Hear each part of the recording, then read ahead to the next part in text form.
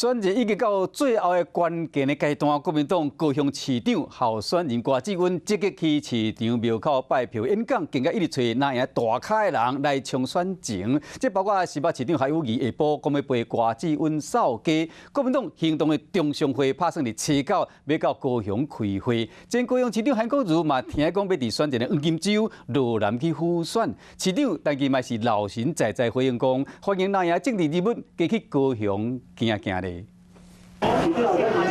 透早9点，阳明早市真亲切来拜票。国民党讲市长候选人郭志温和民众握手近距离互动，和摊商有菜拿做博感情。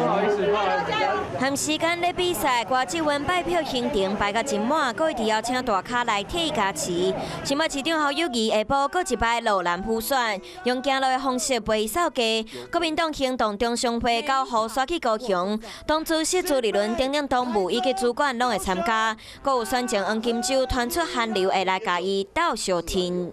像韩市长要来高雄助选啊，我们都在讨论用什么样的一个方式，因为市长是非常强调的公益的性质，但是也有很多人很希望是用造势的方式，所以有关于这个20号到底一些细节，我们目前彼此的团队都还在讨论当中。我想这对凝聚蓝营在高雄的士气会有很大的帮助。伫上尾的关头，那家某尽全力来拼选情，要催促国民党支持者的选票。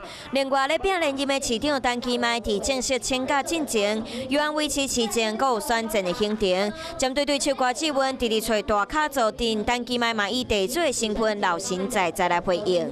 蓝营的这个政治人物再来高雄，我们是欢迎来高雄多走走，来多了解一下高雄在这几年我们的一些努力。选战到底要到啊？两边比起来，选情较冷的高雄，目前较无优势，家某阁有家囝拢加紧脚步，等咧继续拼。